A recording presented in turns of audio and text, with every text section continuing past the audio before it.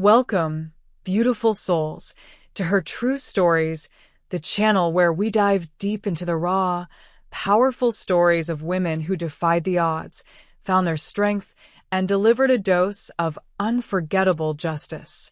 Today, we're talking about a betrayal so profound, it struck at the very core of trust and family. Imagine standing proudly at your daughter's birthday party, bringing a gift chosen with love and meaning, only for her to throw it back at you in disgust while calling you a disgrace in front of everyone. But what if that moment of humiliation contained a secret that would change everything? What if inside that rejected gift was something that would haunt her forever? Don't just listen and leave. Hit subscribe so you'll never miss another story that speaks to your soul. Get ready, because this is a journey of triumph you won't want to miss.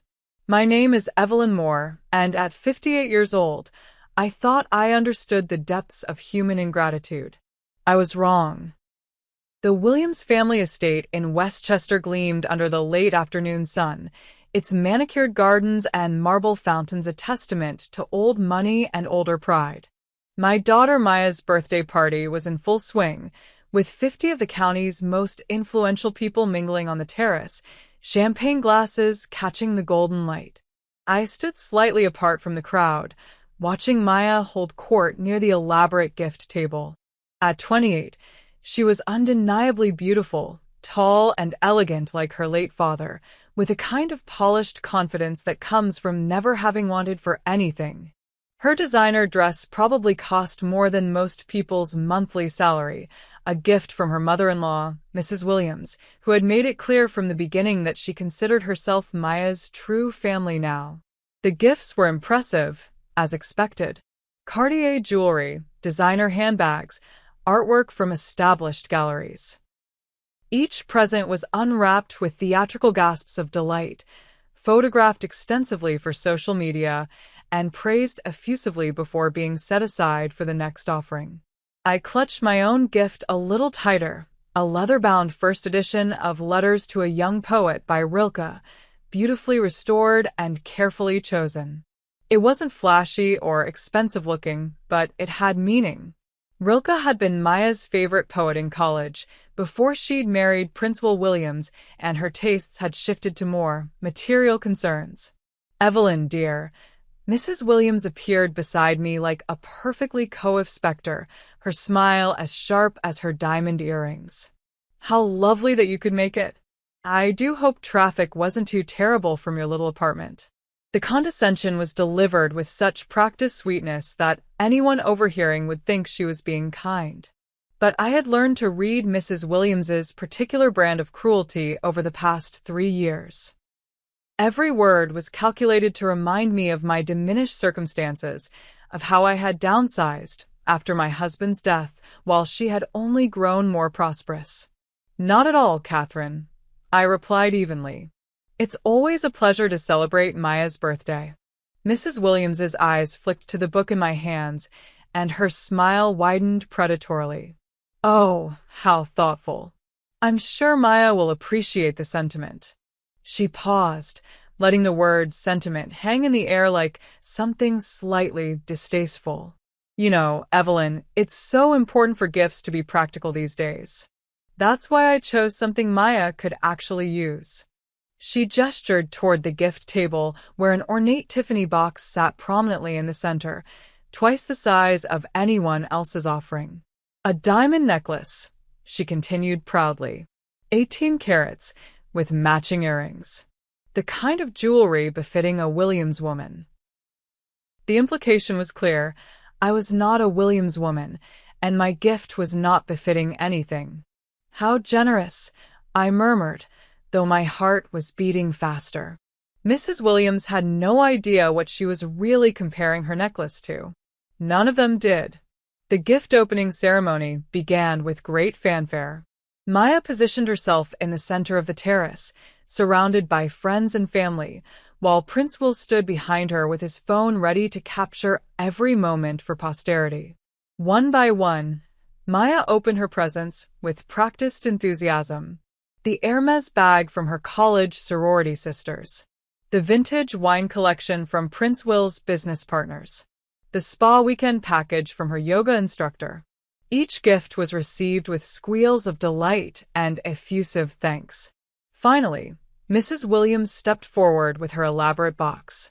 "This is from the Williams family," she announced loudly, ensuring everyone could hear.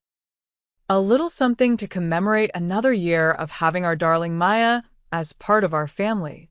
Maya opened the box with trembling hands, and even I had to admit the necklace was stunning.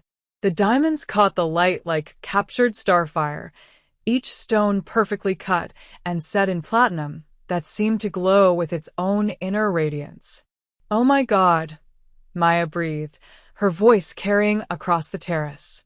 "Catherine, this is incredible. I can't believe how generous you are, how thoughtful, how perfect." She stood up to embrace her mother-in-law, and the crowd erupted in appreciative murmurs. Camera phones flashed as Maya held the necklace up to the light, and Mrs. Williams basked in the attention like a queen receiving tribute. "Let me put it on you," Mrs. Williams said, taking the necklace and fastening it around Maya's neck. "There.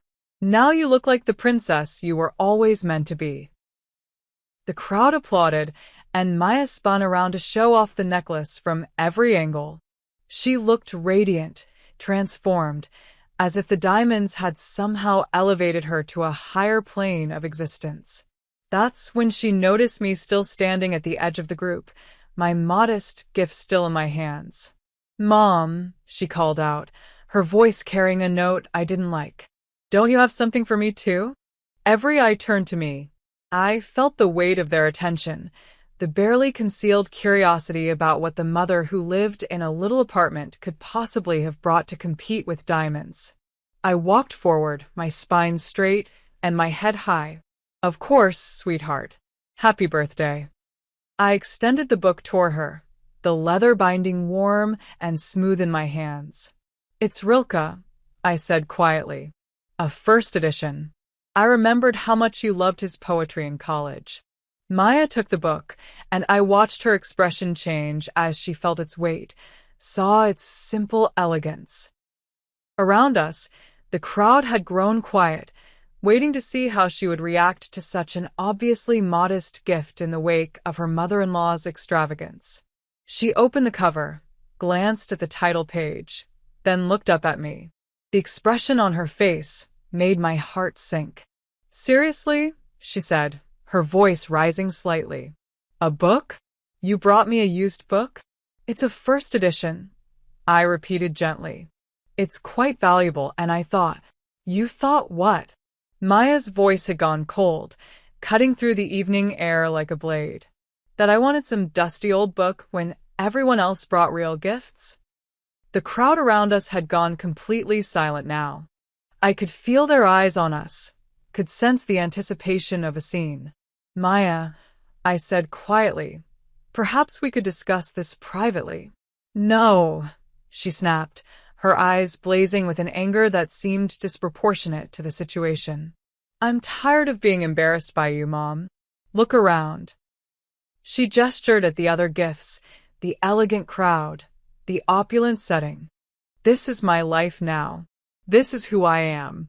And you show up with some secondhand book like we're at a garage sale?" The hurt in my chest was physical, sharp, and immediate. But it was the murmur of shocked approval from some members of the crowd that really stung. They were enjoying this, I realized. They wanted to see the downtrodden mother put in her place. "Honey, I tried one more time. If you just—" Maya threw the book back at me with such force that it hit my chest and knocked the breath from my lungs. The sound of the impact was audible across the terrace. "You are such a disgrace," she spat, her voice dripping with contempt. "She's the real one." She gestured toward Mrs. Williams, who was watching with barely concealed satisfaction. "She knows how to treat family. She knows what real love looks like. What is this, some cheap thrift store find? You always embarrass me." The book fell to the ground at my feet, its pages splaying open against the stone terrace. Around us, the crowd was completely still, mesmerized by the spectacle of a daughter publicly destroying her mother. Principal stepped forward and put his arm around Maya's shoulders, his smile smug and satisfied. "Babe, don't let her upset you on your special day," he said, loud enough for everyone to hear. "Some people just don't understand what quality means."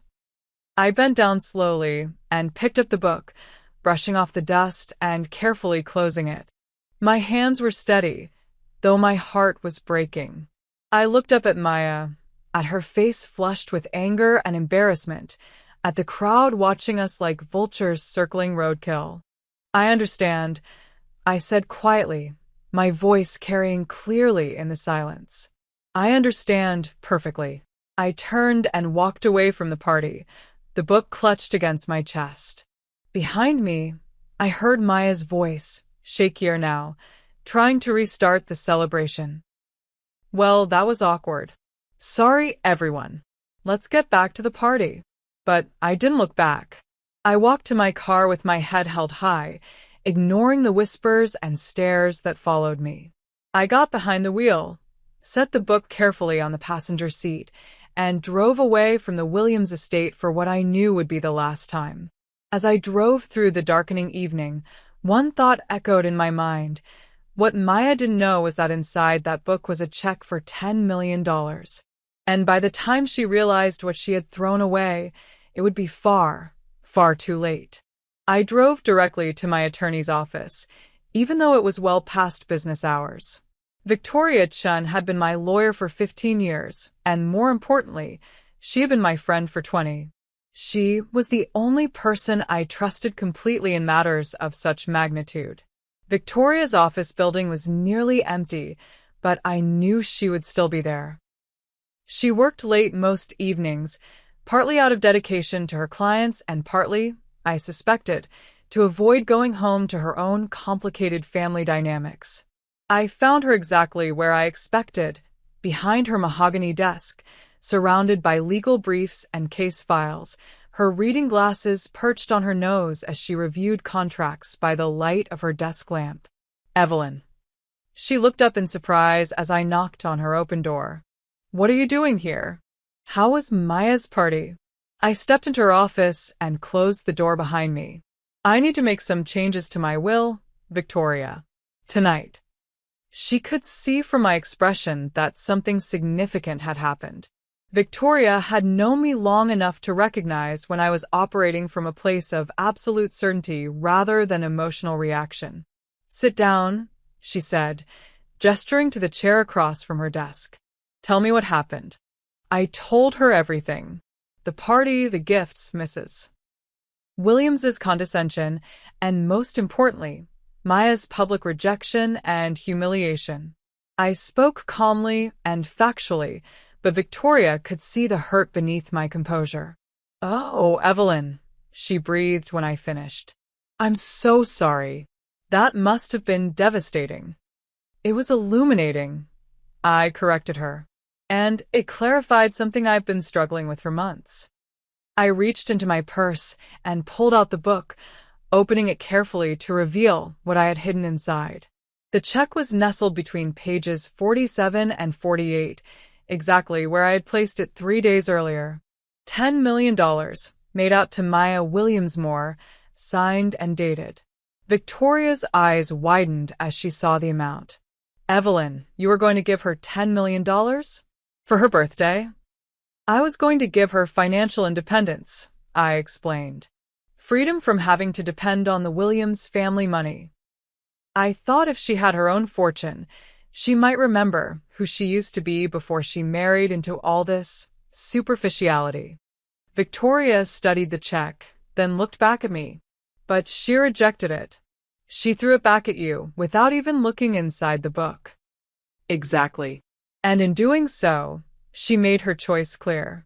She chose material ostentation over meaningful connection. She chose her mother-in-law's conditional love over her own mother's unconditional support. She chose cruelty over kindness. I leaned forward in my chair. "I want you to void this check, Victoria. Tonight. And I want you to redirect those funds permanently, irrevocably, to the scholarship foundation I've been considering.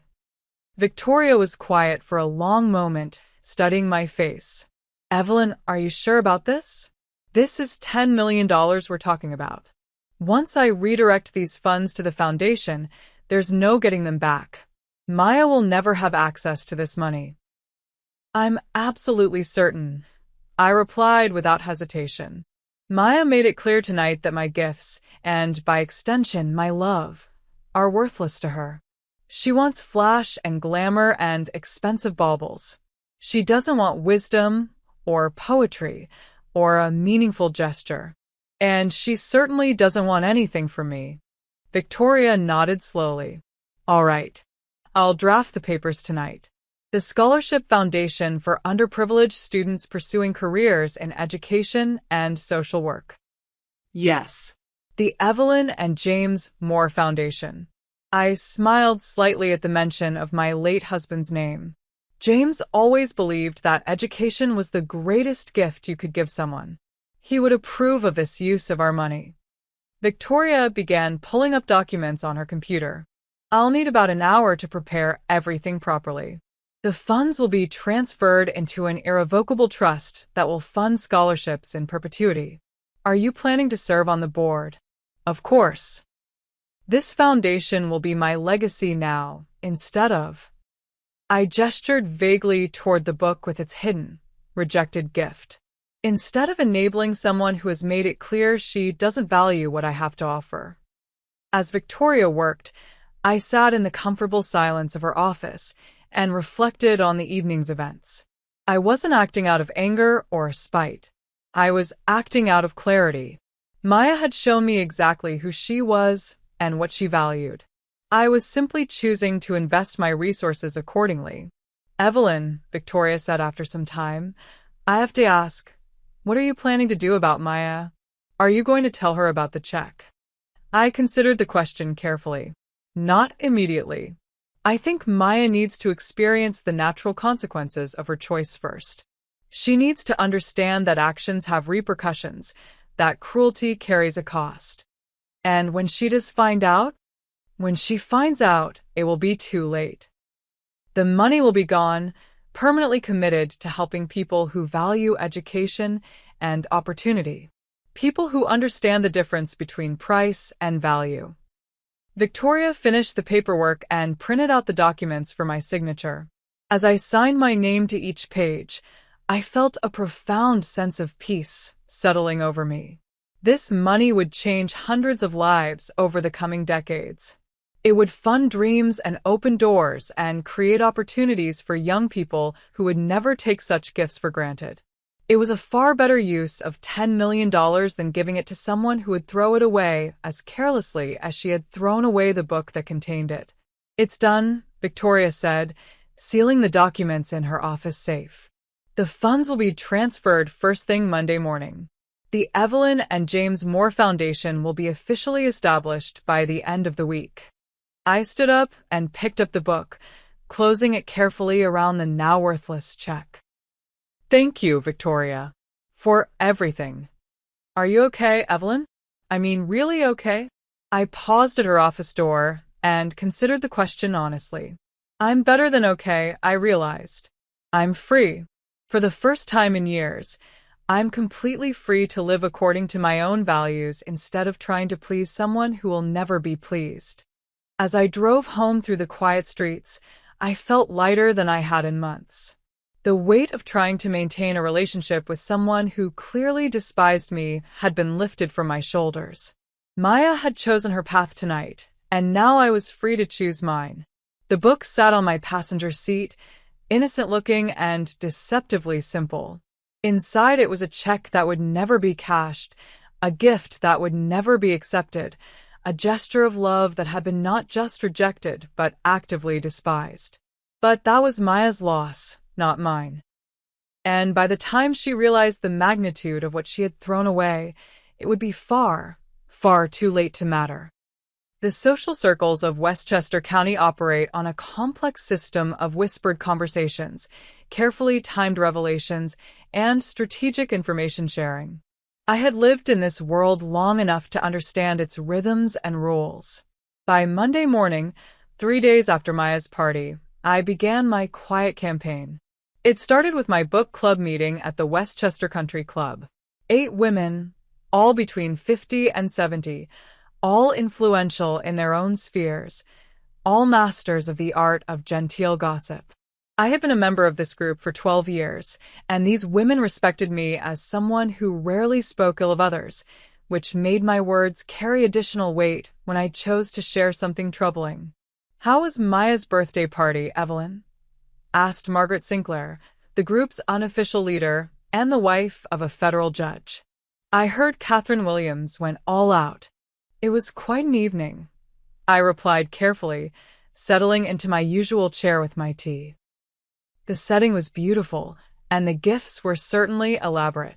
Catherine does love her grand gestures," added Susan Parker, whose husband owned the largest real estate development company in the county. I imagine Maya was thrilled. "Maya was very appreciative of her mother-in-law's necklace," I said with perfect honesty. "The diamonds were quite stunning." "And what did you give her?"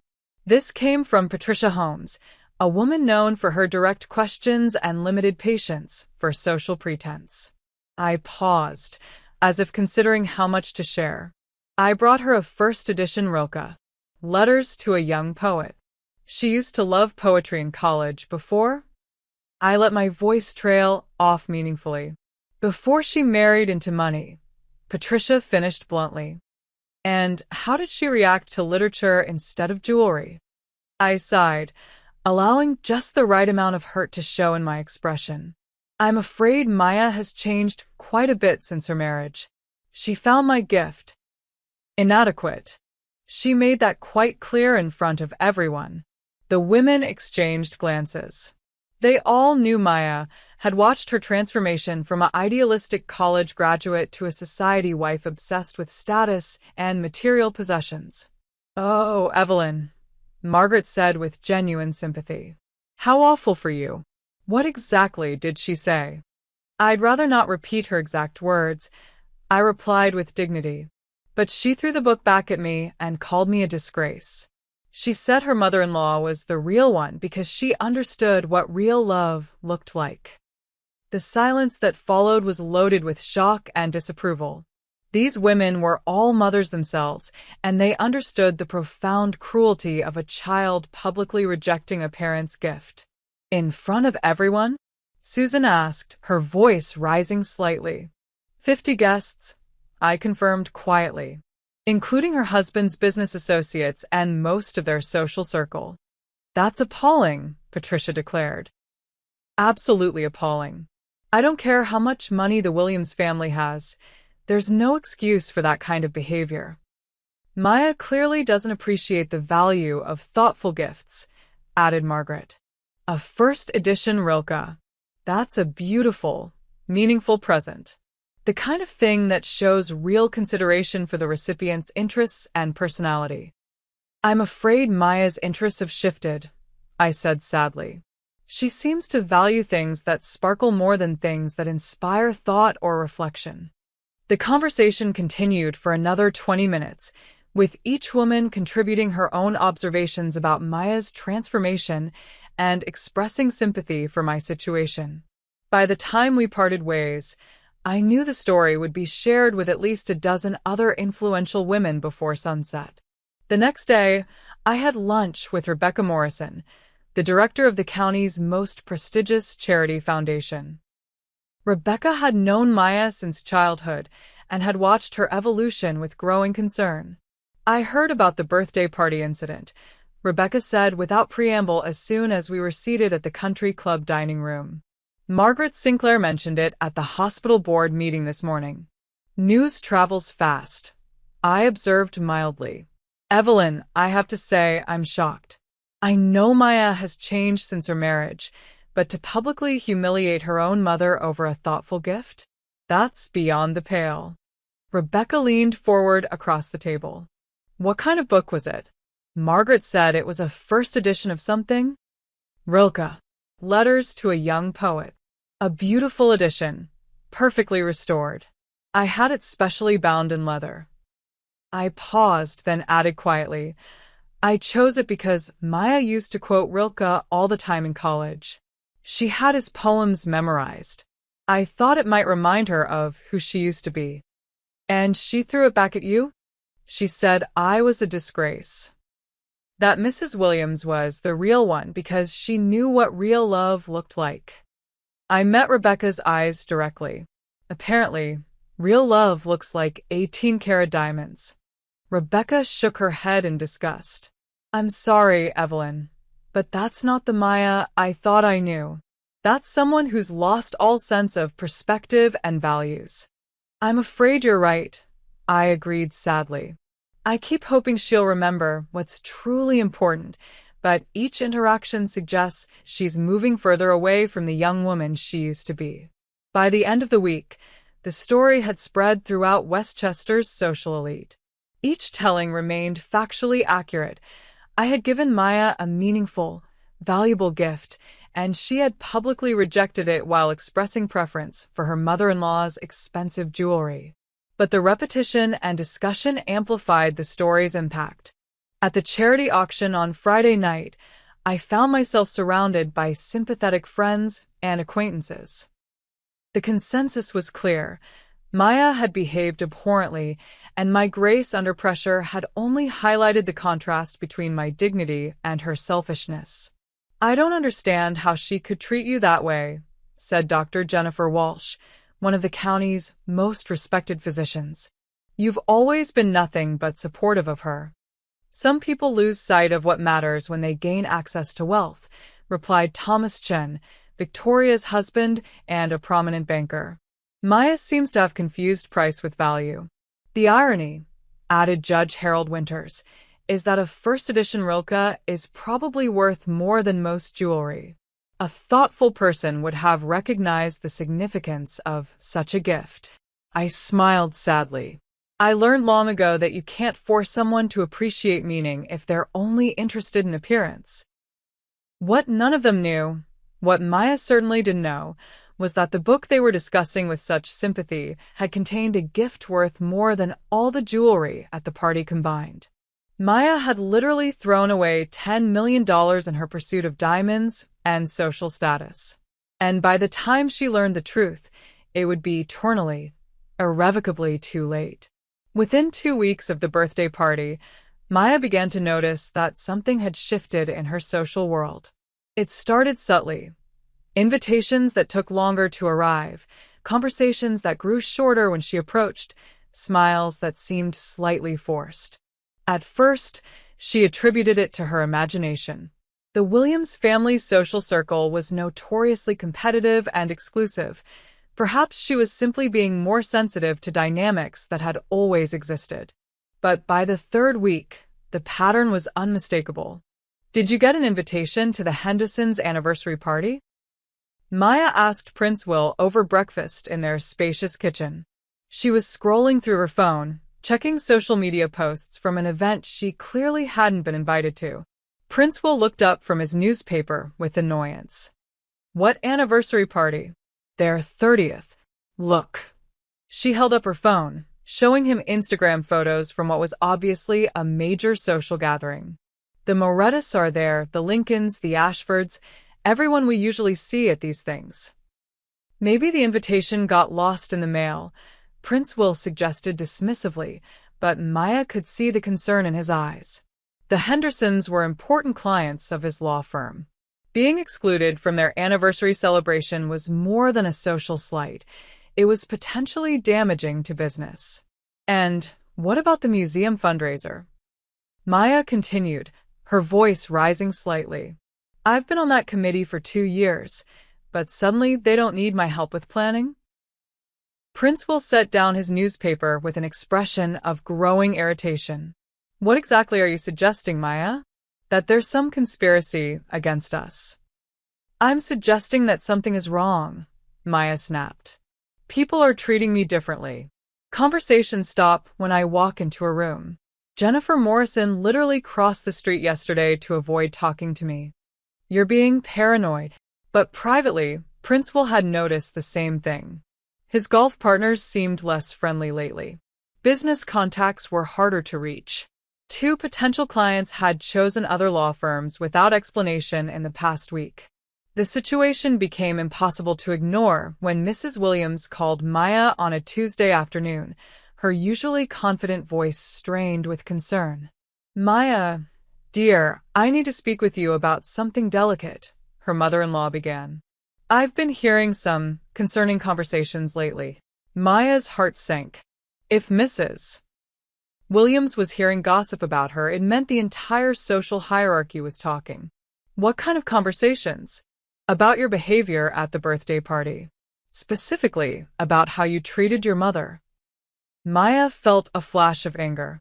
"My mother embarrassed me with that cheap gift. She knew everyone would be watching, and she chose to make me look bad with some secondhand book." "That's not how people are describing it, dear."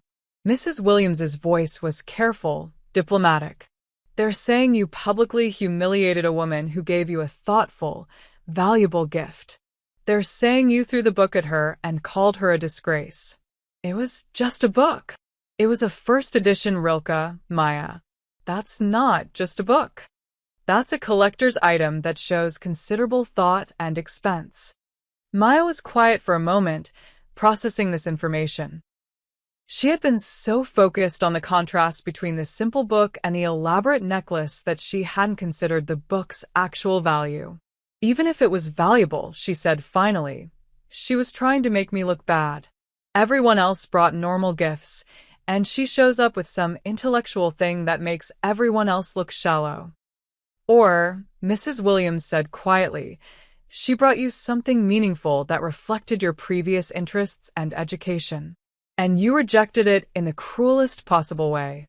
The criticism from her mother-in-law stung more than Maya expected. Mrs. Williams had always supported her, always made her feel valued and important. To hear disapproval in her voice was deeply unsettling. "What are people saying exactly?" "They're saying you've lost perspective, that you've become someone who values appearance over substance, that you treated your own mother with inexcusable cruelty." Mrs. Williams paused. "And frankly, dear, I'm beginning to understand their point." Maya felt the ground shifting beneath her feet.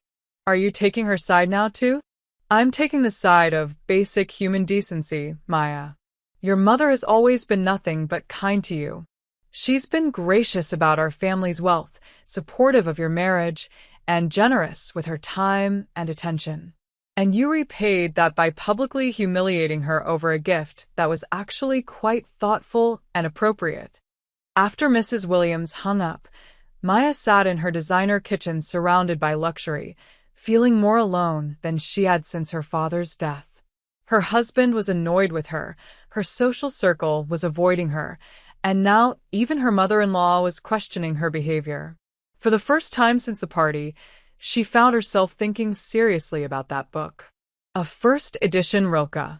She tried to remember what she could about rare book values, but her knowledge was limited. Still, if Mrs. Williams was right about it being valuable, then perhaps she had misjudged the situation. But even that realization brought no comfort. The damage was done. She had publicly rejected her mother's gift and criticized her character in front of 50 influential people. Even if the book had been worth more than she realized, her reaction had revealed something ugly about her own character that she wasn't ready to confront. That evening, as she and Prince Will ate dinner in uncomfortable silence, Maya found herself wondering if there was a way to repair the damage she had done. But every scenario she imagined seemed to require admitting that she had been wrong, and that was something her pride wouldn't allow her to consider. She had no idea that the book she was finally beginning to regret rejecting had contained something that would have changed her life forever. And she had no idea that it was already too late to matter.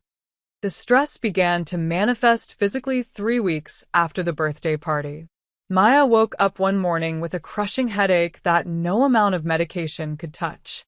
By noon, she was nauseated and dizzy, forcing her to cancel lunch plans with her small remaining circle of friends. "It's just stress," Prince Will said dismissively when she mentioned the symptoms.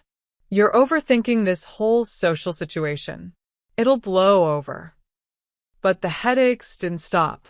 They came daily now, sometimes so severe that Maya had to lie in a darkened room with ice packs pressed against her temples. Her sleep became erratic, filled with anxious dreams about standing alone in crowded rooms while people whispered and pointed. The insomnia made everything worse. Dark circles appeared under her eyes despite expensive concealer. Her hands developed a slight tremor that made it difficult to apply makeup or eat without spilling. She lost weight rapidly, her designer clothes hanging loose on her increasingly gaunt frame. "You need to see a doctor," Mrs. Williams said during one of their increasingly rare phone conversations. "You don't sound well, dear." "I'm fine," Maya insisted, though her reflection in the mirror told a different story. "I'm just tired." But she wasn't fine, and she knew it. The social isolation was eating away at her sense of self-worth. The woman who had once been the center of attention at every gathering now found herself making excuses to avoid social events entirely. It was during a particularly bad episode, she had been vomiting for 2 hours and could barely stand, that Maya had her first truly clear moment of recognition about what she had lost. She was lying on the bathroom floor, too weak to move, when she remembered a line from Rilke that she had once loved. "The future enters into us, in order to transform us, long before it happens." The memory hit her like a physical blow. She had memorized those poems in college, had carried a worn paperback copy of Rilke everywhere she went. She had quoted him in her graduation speech, had written her senior thesis on his influence on modern poetry.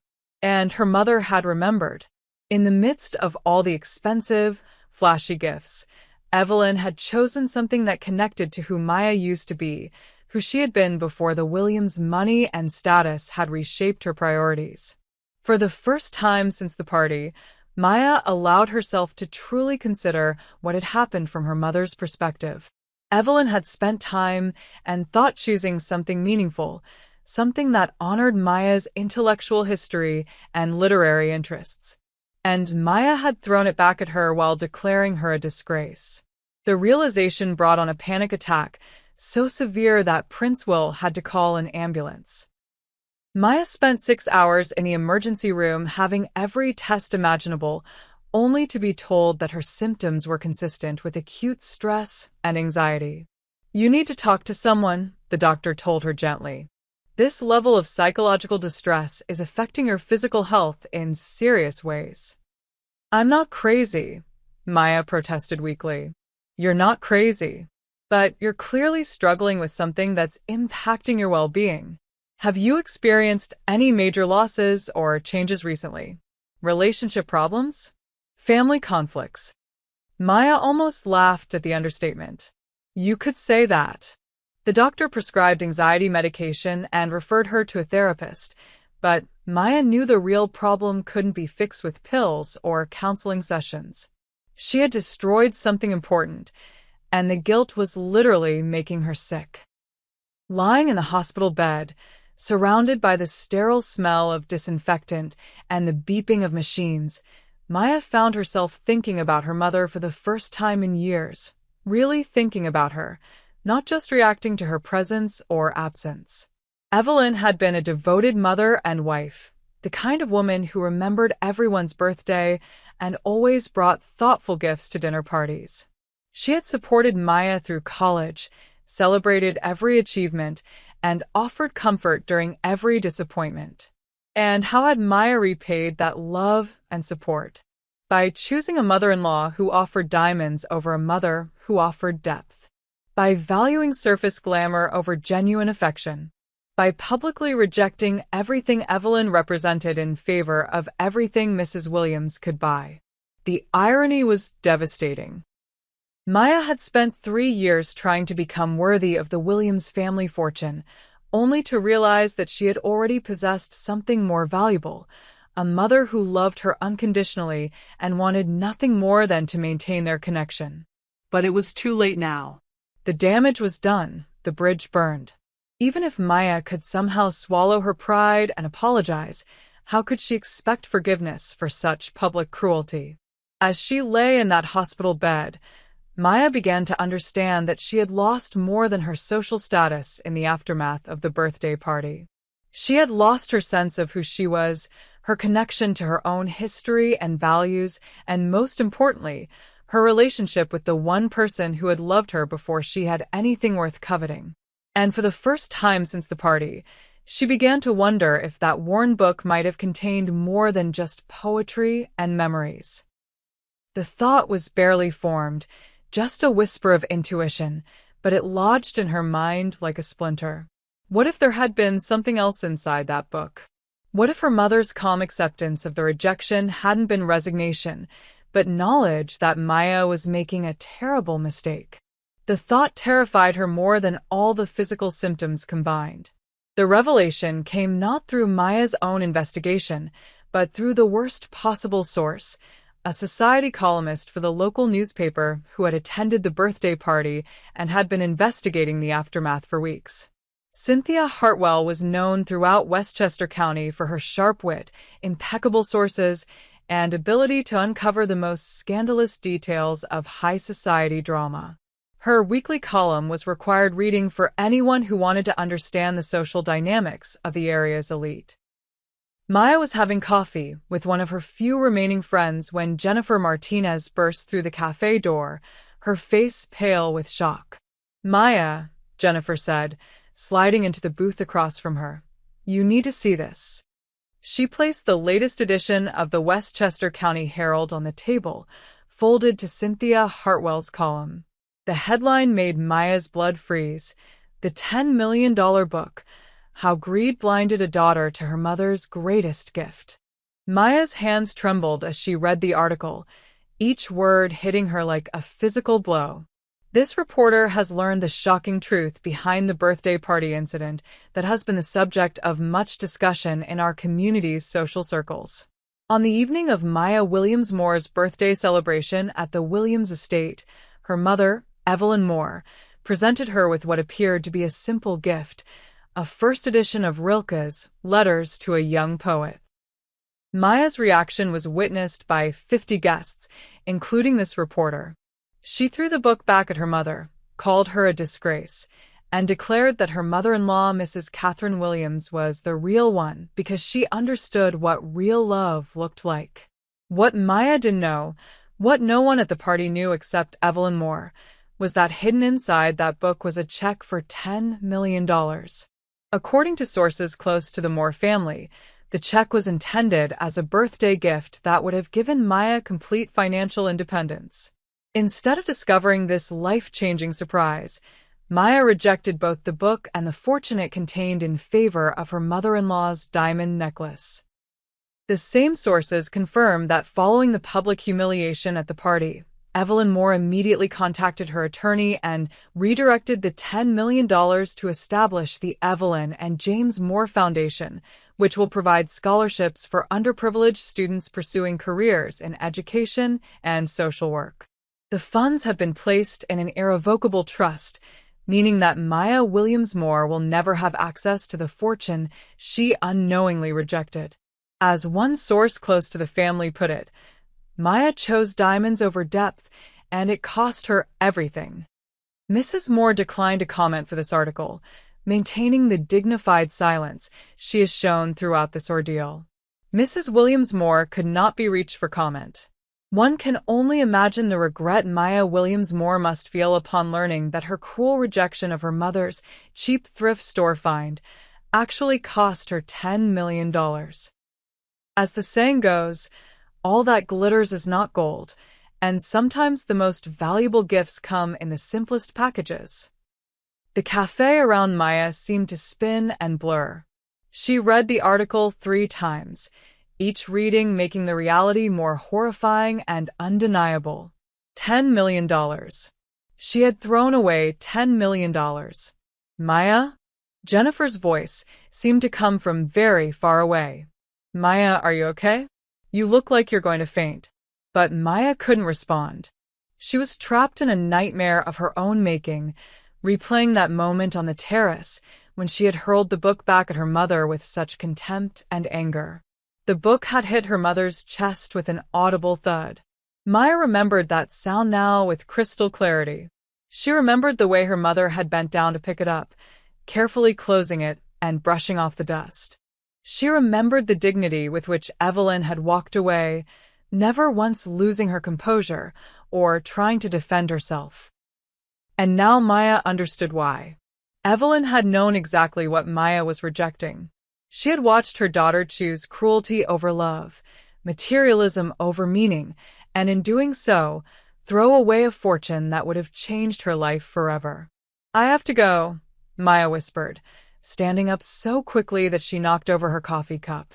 The hot liquid spread across the table and dripped onto the floor, but she didn't notice. She stumbled out of the cafe in a daze, leaving Jennifer to clean up the mess and pay the bill. The world around her seemed unreal, like she was moving through a nightmare where every familiar landmark had been replaced by something threatening and strange. By the time she reached her car, Maya's phone was already ringing. Prince Will's name appeared on the screen, and she could imagine the fury in his voice before she even answered. "What the hell is this article, Maya?" he shouted before she could say hello. $10 million? You threw away $10 million.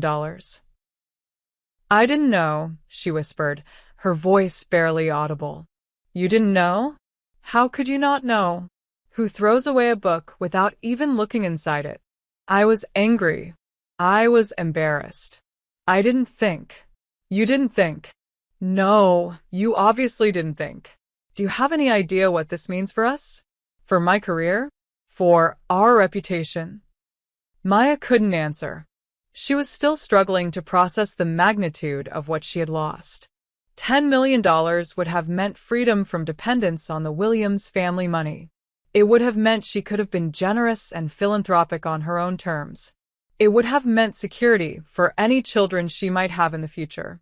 Instead, she had nothing. Worse than nothing, she had the knowledge that she had possessed everything and thrown it away in a moment of petty cruelty. "Maya, are you listening to me?" "I have to call my mother," she said suddenly. "Your mother? Your mother just humiliated us in front of the entire county. She made us look like greedy fools." "She didn't do anything," Maya said, her voice growing stronger. "I did this. I threw away $10 million because I was too shallow and selfish to appreciate what she was trying to give me." "Maya, don't you dare." But Maya had already hung up. She sat in her car in the cafe parking lot, watching people walk by on the sidewalk, all of them probably reading the same article, all of them talking about the woman who had been so greedy and materialistic that she had literally thrown away a fortune. She called her mother's number with shaking fingers, knowing even as she did, so that it was hopeless. The article had said the money was in an irrevocable trust. There was no undoing what had been done. The phone rang 4 times before Evelyn's calm voice answered. "Hello, Maya." "Mom," Maya whispered, tears streaming down her face. "I just read the article. I didn't know. I swear I didn't know about the check." There was a long pause. When Evelyn spoke again, her voice was gentle but firm. "I know you didn't know, sweetheart. But that's not really the point, is it?" "What do you mean?" "The check was hidden inside a book of poetry that you used to love. You threw both away without a moment's consideration for their value, monetary or otherwise. The $10 million was just paper, Maya. What you really threw away was much more precious than that." Maya sobbed into the phone, unable to form words. "You threw away respect, kindness, and the memory of who you used to be," Evelyn continued. "You chose cruelty over love, appearance over substance. The money is gone now, Maya. It's gone forever, and it's helping students who understand the value of education and service. But the real loss isn't financial, it's spiritual. Can we fix this?" Maya begged. "Can we try again?" But even as she asked the question, she knew what the answer would be. "Some things can't be fixed, Maya," Evelyn said softly. "Some choices have permanent consequences. I hope someday you'll understand that the greatest gift I ever tried to give you wasn't money. It was the example of how to live with integrity and kindness. You rejected that gift long before you rejected the book. The line went dead, and Maya sat alone in her car, crying for everything she had lost and everything she would never have the chance to reclaim. The public revelation of the $10 million check transformed Maya from a subject of local gossip into a national symbol of greed and stupidity. The story was picked up by major news outlets, social media, and even late-night television comedians who used Maya as the punchline for jokes about materialism and ingratitude. Can you believe this woman threw away $10 million because she wanted jewelry instead of books? One comedian said during his monologue. I guess we know who didn't get the memo that knowledge is power. The memes were even worse. Maya's photo from the birthday party, taken moments after she had thrown the book, was paired with captions like, "When you're too greedy to open a gift," and "The face you make when you throw away your inheritance." The images spread across every social media platform, viewed by millions of people who saw her as the embodiment of entitled stupidity. But it was the local reaction that hurt the most.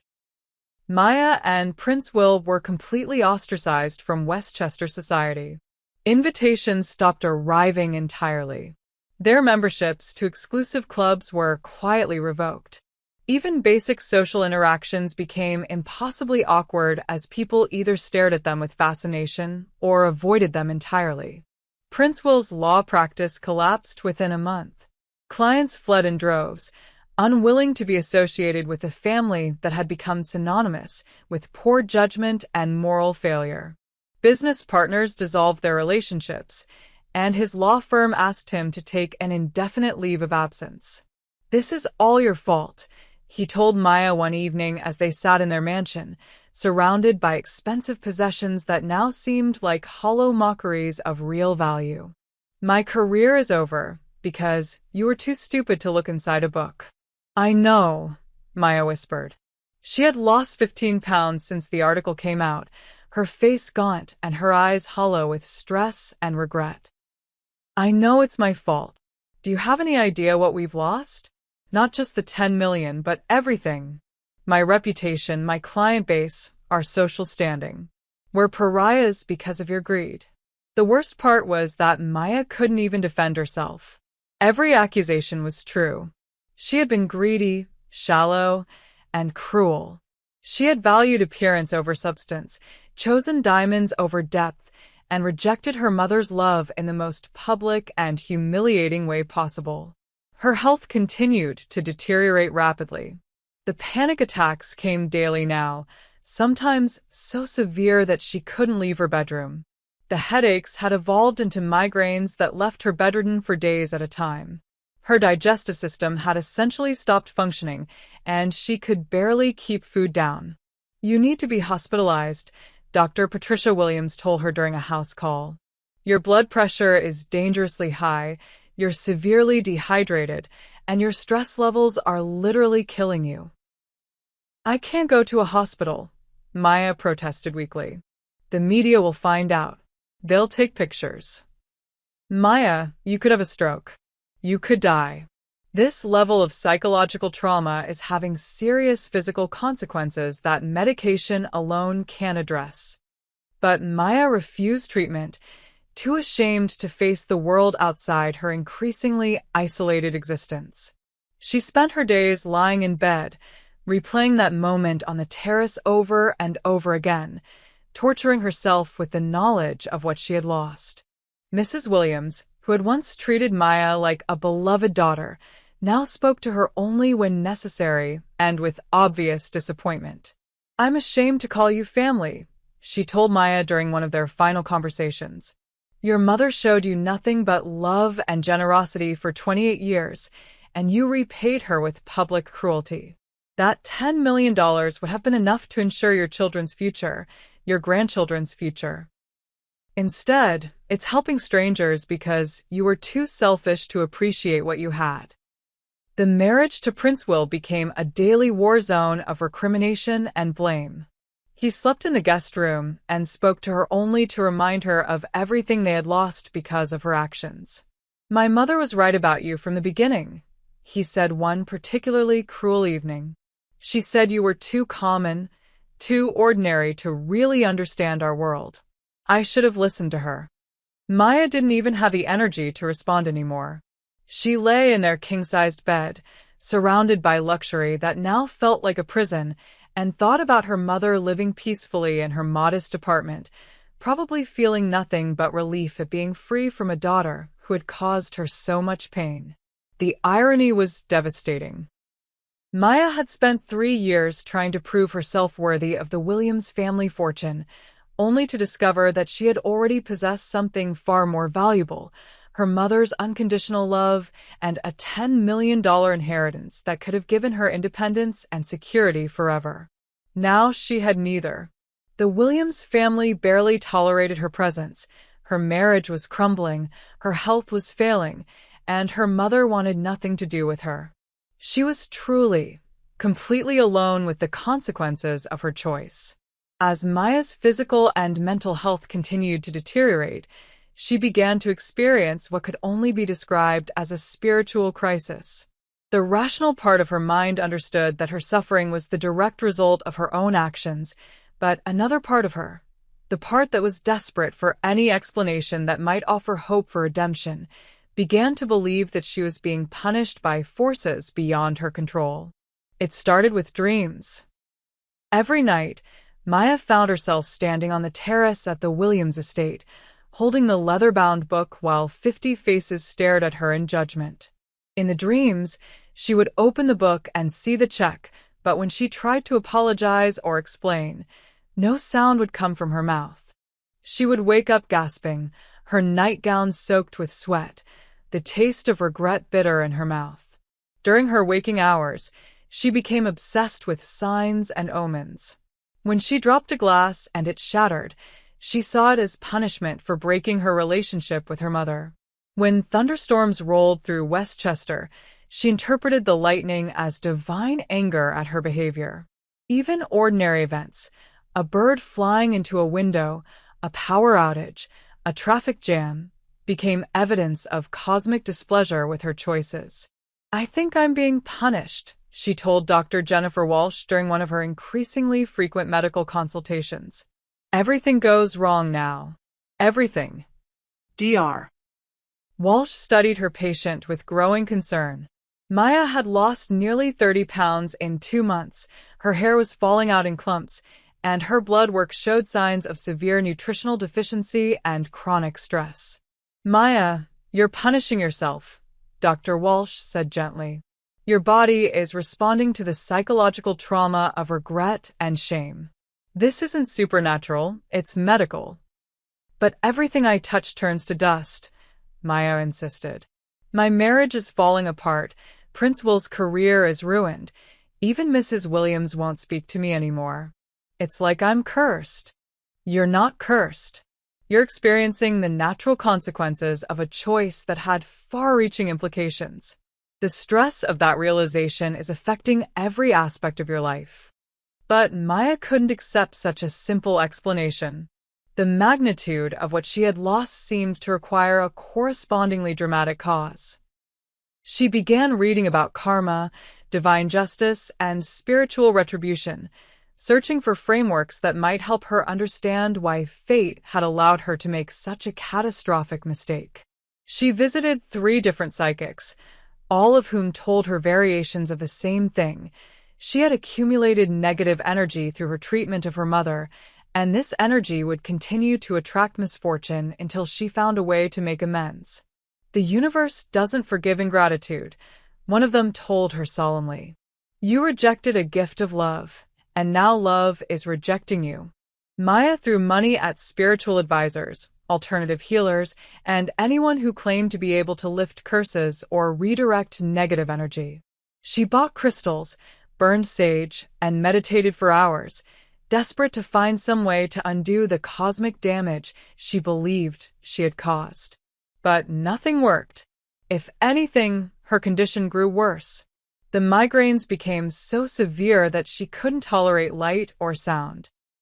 The panic attacks left her paralyzed with fear for hours at a time. Her digestive system shut down almost entirely, forcing her to survive on liquid nutrition supplements. Prince Will, watching his wife's complete psychological collapse, began to fear for his own sanity. "You're scaring me, Maya," he told her one evening as she rocked back and forth in their bedroom, clutching a handful of supposedly protective crystals. "You need real help, not this, whatever this is." "I need to make it right," Maya whispered, her voice hoarse from crying. "I need to fix what I broke." "You can't fix it. The money is gone. Your mother won't speak to you, and you're making yourself sick with guilt. You need to accept what happened and try to move forward." But Maya couldn't move forward. She was trapped in an endless cycle of regret and self-recrimination, convinced that she was being punished for her cruelty and that only perfect contrition could save her. She began writing letters to her mother, dozens of them, each one longer and more desperate than the last. She poured out her remorse, her understanding of what she had lost, her willingness to do anything to earn forgiveness. But she never sent any of them, knowing instinctively that her mother would see them as manipulation rather than genuine repentance. The turning point came when Maya collapsed during one of her meditation sessions and was rushed to the emergency room unconscious. The doctors found that her blood pressure had spiked to dangerous levels, her heart was showing signs of stress-induced damage, and her body was beginning to shut down from the constant flood of stress hormones. Mrs. Williams-Moore, the emergency room physician, told Prince Will, "Your wife is experiencing what we call broken heart syndrome. It's a real medical condition where extreme emotional stress causes the heart muscle to temporarily weaken. If she doesn't find a way to manage her psychological state, she could suffer permanent cardiac damage or even death." Lying in the hospital bed with monitors beeping around her, Maya finally understood that her spiritual reckoning had become a medical emergency. The punishment she thought she was receiving from the universe was actually punishment she was inflicting on herself through the sheer force of her guilt and regret. But even that realization brought no peace. Because the truth remained unchanged, she had thrown away $10 million and her mother's love, and no amount of spiritual seeking or medical intervention could undo those losses. She was trapped in a hell of her own making, and she was beginning to understand that there might be no way out. Maya's complete physical and psychological breakdown finally forced her to attempt the one thing she had been avoiding, a direct, in-person confrontation with her mother. After 3 months of deteriorating health, failed spiritual seeking, and increasing isolation, she convinced herself that a face-to-face meeting might be her only chance at redemption. She prepared for weeks, planning every word she would say, every gesture she would make. She practiced her apology in front of mirrors, wrote and rewrote speeches, and even rehearsed falling to her knees if necessary. In her desperate state, she believed that sufficient humiliation and contrition might somehow undo the irrevocable trust that had claimed her inheritance. The day she chose was a gray October afternoon, 3 months after the newspaper article had destroyed her life. Maya hadn't eaten in 2 days, partly from stress and partly from a misguided belief that her physical suffering might demonstrate the sincerity of her remorse. She had lost nearly 40 pounds since the birthday party, her designer clothes hanging on her skeletal frame like expensive shrouds. Prince Will had tried to stop her from making the visit, partly out of concern for her fragile health and partly out of his own wounded pride. "She humiliated us publicly," he argued as Maya prepared to leave their empty mansion. "She could have handled this privately, but she chose to make us look like fools in front of the entire county. Why should you go crawling to her now?" "Because I was wrong," Maya whispered, her voice barely audible. "Because I threw away everything that mattered for a piece of jewelry that means nothing. The money is gone, Maya. Gone forever. Groveling isn't going to bring it back." But Maya was beyond rational consideration of outcomes. She was operating purely on desperate hope, clinging to the possibility that her mother's love might somehow prove stronger than the legal documents that had redirected her inheritance. She drove to her mother's apartment complex with shaking hands, her heart racing so fast that she worried about having another cardiac episode before she could deliver her plea. The building was modest but well-maintained, a stark contrast to the Williams estate where Maya had grown accustomed to living. Evelyn answered the door after Maya's third knock, and the sight of her daughter clearly shocked her. Maya had become a ghost of herself, pale, emaciated, with hollow eyes and trembling hands.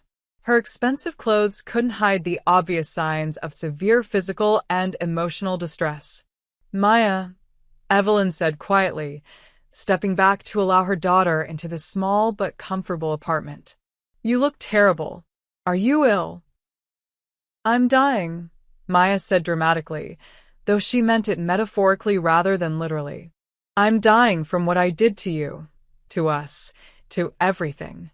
Evelyn guided Maya to the living room sofa, studying her daughter's condition with the practiced eye of someone who had spent months watching Maya's decline through mutual acquaintances and social media coverage. "Sit down," Evelyn said gently. "Your skin and bones. When did you last eat?" "I can't eat," Maya said, tears already streaming down her face. "I can't sleep. I can't think about anything except what I threw away." "Mom, I need you to understand. I didn't know about the check. I swear on Dad's grave, I didn't know there was money in that book." Evelyn settled into the chair across from her daughter, her expression calm but guarded. "I know you didn't know, Maya. But as I told you on the phone, that's not really the point." "Then what is the point?" Maya asked desperately. "What do I have to do to fix this? What do I have to say to make you forgive me?" "Maya, the money is gone. It's been legally transferred to a scholarship foundation that will help hundreds of students over the coming decades. There's no one doing that decision." "But you could start a new fund," Maya said quickly, leaning forward with desperate intensity. "You still have money. You could give me another chance to prove that I've learned from this, that I understand now what really matters." Evelyn was quiet for a long moment, studying her daughter's face. Maya could see the pain in her mother's eyes, but also something harder, a resolution that hadn't been there before. "Tell me what you've learned, Maya," Evelyn said finally. "I've learned that I was selfish and greedy and horrible to you," Maya said, the words tumbling out in a rush. "I've learned that I let the Williams family money change me into someone I don't recognize. I've learned that I chose superficial things over meaningful relationships, and that I hurt the one person who loved me most in the world. And I'm sorry. I'm so desperately, completely sorry that I would do anything to take back that moment and make a different choice." Evelyn nodded slowly. "I believe you're sorry, Maya. I can see the pain you're in, and I know it's real." Maya felt a surge of hope. "Then you'll forgive me? You'll help me fix this?" "Maya," Evelyn said gently but firmly, "being sorry isn't the same as being forgiven. And forgiveness doesn't mean erasing consequences." "What do you mean?" "I mean that you showed me exactly who you are when your character was tested. You chose cruelty over kindness, materialism over meaning, and public humiliation over private grace. Those choices revealed something fundamental about your values and priorities." Maya felt the world tilting beneath her. "But people can change. I can change. Perhaps. But the time for change was before you threw that book at me, not after you discovered what it contained. You're not sorry for hurting me, Maya. You're sorry for the consequences of hurting me. There's a difference." "That's not true," Maya protested weakly, but even as she said it, she wondered if her mother was right. If that book had contained nothing but poetry, would you be here now? Would you have spent the last 3 months torturing yourself with regret? Or would you have continued believing that I was a disgrace who didn't understand real love? Maya couldn't answer, because she knew the truth. If the book had contained only Rilke's poems, she would have forgotten about the incident within a week. Her remorse was tied directly to her financial loss, not to her moral failure. The $10 million was a test, Maya, Evelyn continued. It was a test of whether you could appreciate a meaningful gift even when it came in humble packaging. It was a test of whether you could treat your mother with basic respect and kindness even in front of people whose opinions you valued more than mine. You failed that test completely. Give me another test, Maya begged. Give me a chance to prove that I've learned from this. There won't be another test, sweetheart. Some opportunities only come once in a lifetime, and you chose to throw yours away in the most public and cruel manner possible. Maya slid off the sofa and onto her knees, grasping her mother's hands with desperate strength. Please, Mom. Please. I'll do anything. I'll give up the Williams money. I'll divorce Prince Will. I'll dedicate my life to charity work. Just please don't give up on me. Evelyn gently extracted her hands from Maya's grip, her expression sad but unwavering. I'm not giving up on you, Maya. I'm protecting myself from further abuse. There's a difference. I would never hurt you again. I swear on everything I hold sacred. You held nothing sacred when you called me a disgrace in front of 50 people, Evelyn replied quietly. You held nothing sacred when you threw my gift back at me like garbage. Why should I believe that's changed? Maya had no answer. She knelt on her mother's living room floor, sobbing with the kind of desperate grief that comes from recognizing irreversible loss. The foundation will do wonderful things with that money, Evelyn said softly. Students who truly understand the value of education will get opportunities they never could have imagined. Young people who want to dedicate their lives to serving others will be able to pursue their dreams. That money will create a legacy of knowledge and service instead of enabling someone who has already proven she doesn't appreciate what she's given. But I'm your daughter, Maya whispered through her tears. Yes, you are. And that's why this hurts so much. But being my daughter doesn't exempt you from the consequences of your choices. If anything, it makes those consequences more necessary. Maya stayed on her knees for another 10 minutes, crying and pleading, but Evelyn's position never wavered. Finally, exhausted and defeated, Maya pulled herself back onto the sofa. What happens now? She asked, her voice broken. Now you go home and figure out how to live with the choice you made, Evelyn replied. You figure out how to build a life worth living despite the money you lost and the relationships you damaged. You learn that happiness doesn't come from other people's approval or financial security. It comes from living according to your values and treating people with kindness and respect. Will I ever see you again? Evelyn was quiet for a long moment. I don't know, Maya. That depends on whether you can find a way to become someone I'd want to have a relationship with. Maya left her mother's apartment that day knowing that she had lost more than $10 million. She had lost the love and respect of the one person who had truly known her, and she was beginning to understand that some losses are permanent, no matter how deeply they're regretted. 5 years have passed since that gray October afternoon when Maya knelt on her mother's living room floor, begging for forgiveness that would never come. The world has moved on from the scandal of the $10 million book, though Maya's story is still occasionally referenced in articles about entitlement and ingratitude. Maya herself survived her breakdown, though she bears permanent scars from the experience. Her marriage to Prince Will ended in a bitter divorce 2 years after the birthday party incident. He remarried within 6 months, choosing a woman from an established family who understood the social requirements of his position. Maya was left with a modest settlement and the crushing weight of knowing that her choices had destroyed not just her inheritance, but her entire life trajectory. She lives now in a small apartment in a middle-class neighborhood, working as a freelance editor for academic journals, a job that pays little but allows her to work with the kind of literary content she once loved. Her health never fully recovered from the stress-induced damage of those terrible months. She suffers from chronic migraines, digestive issues, and anxiety that requires daily medication to manage. The social isolation was perhaps the hardest consequence to bear. Maya found herself completely cut off from the world she had inhabited as Mrs. Princewell Williams. Former friends crossed the street to avoid her, and invitations to social events stopped coming entirely. She was toxic by association, a reminder of how quickly status and security could be lost through poor judgment. But it was the estrangement from her mother that caused the deepest and most lasting pain. Evelyn never contacted Maya after that final meeting, never responded to the birthday cards Maya sent each year, never acknowledged the occasional letters of apology and update that Maya continued to write despite knowing they were unwelcome. Maya learned about her mother's life through newspaper articles and social media posts about the Evelyn and James Moore Foundation.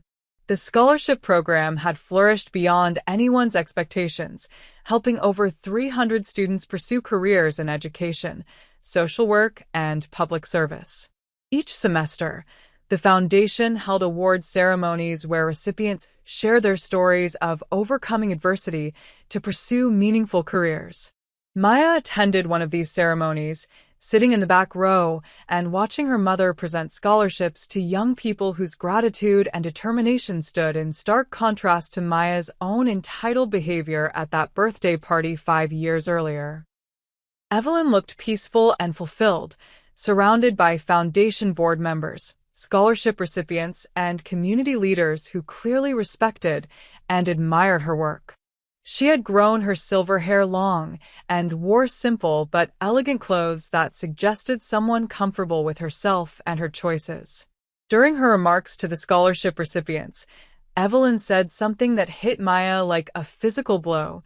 The greatest gift we can give young people is not money, but the understanding that education and service to others are the foundations of a meaningful life. These scholarships represent not just financial assistance, but an investment in the kind of character and values that make our world a better place. Maya left the ceremony before the reception, knowing that her presence would only cause pain and embarrassment for everyone involved. But she carried her mother's words with her, finally understanding the lesson she had been too shallow and self-centered to learn 5 years earlier. The $10 million hadn't been just a birthday gift. It had been a test of character, a final opportunity for Maya to demonstrate that she valued substance over appearance, meaning over materialism. She had failed that test spectacularly, and her failure had revealed something fundamental about who she was at her core. In the years since, Maya had tried to change, to become someone worthy of the gift she had rejected. She volunteered at a literacy center, teaching adults to read. She donated what little money she could spare to educational charities. She lived simply and tried to find meaning in small acts of service rather than grand gestures of wealth. But she knew it was too late. The money was gone forever, helping people who understood its value in ways Maya never had. More importantly, her mother's love and respect were gone too, casualties of a moment of cruelty that could never be undone. Sometimes, late at night in her small apartment, Maya would take out her old college copy of Rilke's poetry and read the words she had once memorized. Perhaps all the dragons in our lives are princesses who are only waiting to see us act, just once, with beauty and courage. She had been given a chance to act with beauty and courage, to choose love over materialism, to honor her mother's gift with grace and gratitude. Instead, she had chosen cruelty and public humiliation, revealing herself to be not a princess but a dragon, consumed by greed and status anxiety. The irony was profound. Maya had spent her marriage trying to prove herself worthy of the Williams family fortune, only to discover that she had already possessed something far more valuable, her mother's unconditional love and a $10 million inheritance that could have given her true independence. Now she had neither. She was alone with her regrets and her increasingly fragile health, working to support herself for the first time in her adult life, living with the knowledge that she had possessed everything and thrown it away in a moment of spectacular selfishness. Meanwhile, Evelyn Moore continued to thrive. The foundation grew stronger each year, its impact expanding to serve students across multiple states. Evelyn served on the boards of 3 other charitable organizations and was frequently recognized for her philanthropic leadership. She had built a life of purpose and meaning, surrounded by people who shared her values and appreciated her generosity. The contrast between mother and daughter could not have been starker. Evelyn had taken the pain of her daughter's rejection and transformed it into something beautiful, a legacy that would impact thousands of lives for generations to come. Maya had taken her inheritance and destroyed it through her own cruelty, leaving herself with nothing but regret and the bitter knowledge of what might have been. As Maya sat in her small apartment on the 5th anniversary of that terrible birthday party, she finally understood the full magnitude of what she had lost. It hadn't been just money. It had been the chance to be part of something larger than herself, to carry forward her parents' values of education and service, to build a life worthy of the love that had been offered to her so freely for 28 years. She had chosen diamonds over depth, cruelty over kindness, and in doing so, had forfeited not just her inheritance, but her place in her mother's life. The scholarship recipients who benefited from the Evelyn and James Moore Foundation would never know that their opportunities had come at the cost of a daughter's relationship with her mother, but Maya would carry that knowledge for the rest of her life. The leather-bound book of Rilke's poetry still sat on her nightstand, a daily reminder of the moment when everything changed. She had bought a copy identical to the one she had thrown at her mother, though it contained no hidden treasures, only words about love, loss, and the courage required to live an authentic life. Sometimes she would read Rilke's letters to the young poet and imagine what her life might have been like if she had opened that gift with gratitude instead of contempt. She might have discovered the check and been moved to tears by her mother's generosity. She might have used the money to start her own foundation or to pursue meaningful work. She might have built a relationship with her mother based on mutual respect and shared values instead of destroying it through public cruelty. But these were fantasies now, as impossible to reclaim as the $10 million that continued to change lives through the foundation that bore her parents' names. Maya had made her choice in full view of 50 witnesses, and that choice had revealed something about her character that couldn't be undone by regret or apology. Evelyn Moore had built a legacy of love, education, and service. Her name was spoken with reverence by students whose lives had been transformed by her generosity, by educators who had been empowered to pursue their callings, by social workers who were making their communities better places to live. Maya Williams Moore was remembered only as a cautionary tale about greed and ingratitude, a woman who had literally thrown away a fortune because she was too shallow to appreciate the value of a thoughtful gift. The difference between those legacies was the difference between a life lived with purpose and meaning and a life consumed by materialism and status anxiety. Maya understood that now, but understanding came too late to change anything. She would spend the rest of her days knowing that she had possessed everything that mattered and had thrown it away in a moment of spectacular cruelty.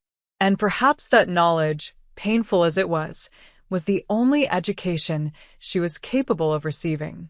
The book had taught her its lesson after all, though not in the way her mother had intended. It had shown her the difference between wisdom and foolishness, between love and greed, between the person she might have been and the person she had chosen to become. And that lesson, unlike the money, would last forever.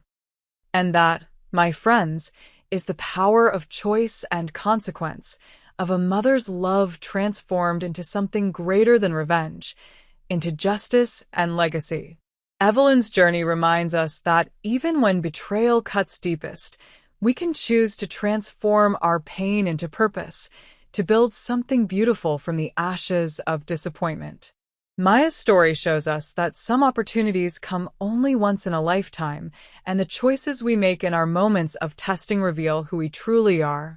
If this story resonated with you, if you believe in the power of living according to your values, even when it costs you everything, then hit that subscribe button, join the Her True Stories family, and let's continue to share these incredible tales of strength, consequence, and the enduring power of love transformed into legacy. Until next time, stay true to your values, appreciate the gifts you're given, and remember, some treasures can only be recognized by those wise enough to look beyond the surface.